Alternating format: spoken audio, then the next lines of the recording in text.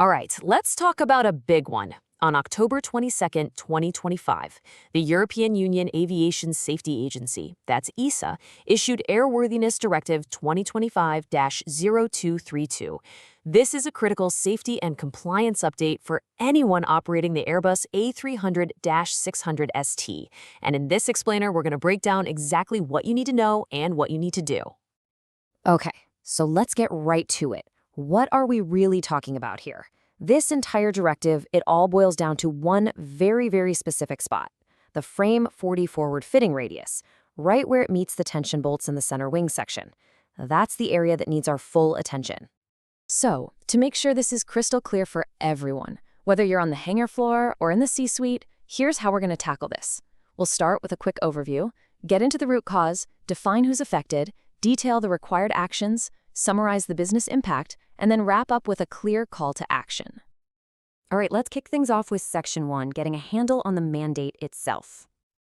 So, the most important thing to get straight right away is this. This AD isn't a suggestion. It is absolutely mandatory for every single A300-F168ST out there. And the effective date? November 5th, 2025. That's a hard deadline, folks, so compliance planning and execution have to start now. That naturally leads to the big question, right? Why? What was the safety concern that made EASA issue this? Let's dig into the root cause and the real-world risk here. So this all started with findings from sampling inspections across the A300 fleet, and what they found were cracks in that very specific radius of frame 40 we just mentioned. This wasn't some theoretical model, this was a real, observed, unsafe condition.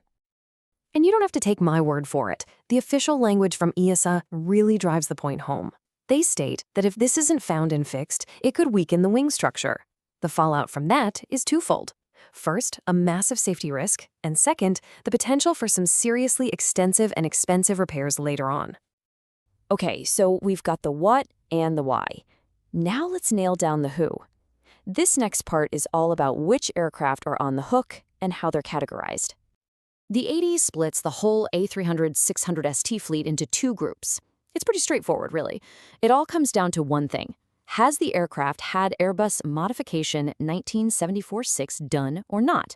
If it hasn't, it's Group 1. If it has, it's Group 2. Knowing which group your aircraft falls into is step 1. Absolutely critical. Now we're getting into the real meat of the directive. For all our engineering, planning, and maintenance folks out there, listen up. This is where we get into the nitty-gritty of the inspections and actions that are now legally required. The whole compliance process follows a really clear, logical path. First up, figure out your aircraft's group. Second, you've got to pinpoint the right compliance threshold and interval. Third, you'll perform the required non-destructive inspections. We're talking UT or HFEC tests, the kind that find flaws without damaging the part.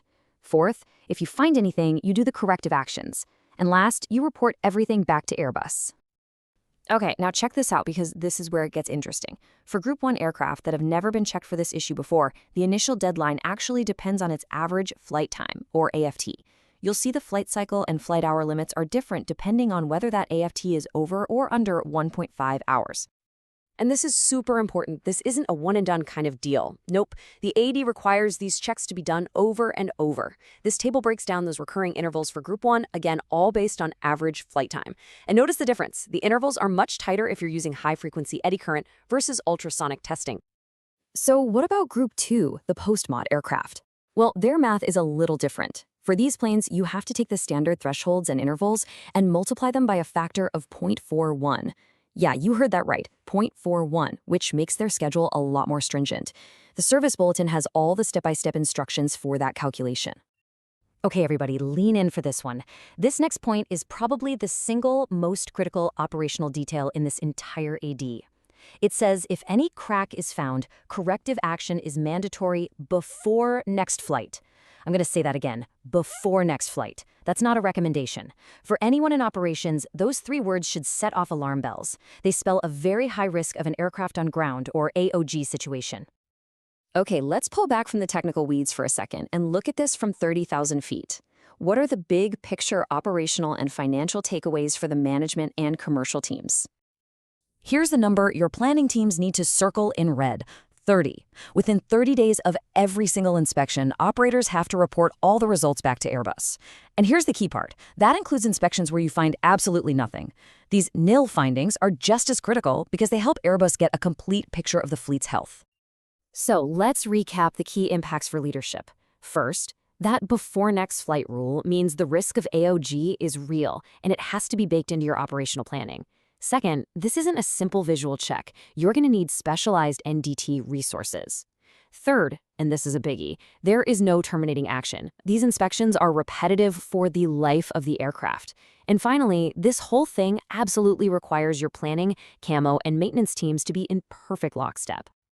All right, let's wrap this up and focus on what needs to happen right now to make sure you're fully compliant. The final word from EASA is direct and unambiguous. Every operator of the A300-600ST is responsible for ensuring full compliance with this directive by the established deadlines. This requires proactive planning and cross-departmental teamwork to get it done on time. And that really leaves us with one powerful question to take back to your teams. The clock is ticking down to that November 5th effective date. So I have to ask, is your compliance plan locked in, communicated to everyone, and ready to go? Now look, while this explainer gives you the rundown, the absolute single source of truth for everything we've talked about has to be the official documents you see right here. Your continuing airworthiness management organization, your engineers, your planners, they all need to be working directly from these. They've got every detail you need to ensure your fleet is safe and fully compliant. Thanks for tuning in.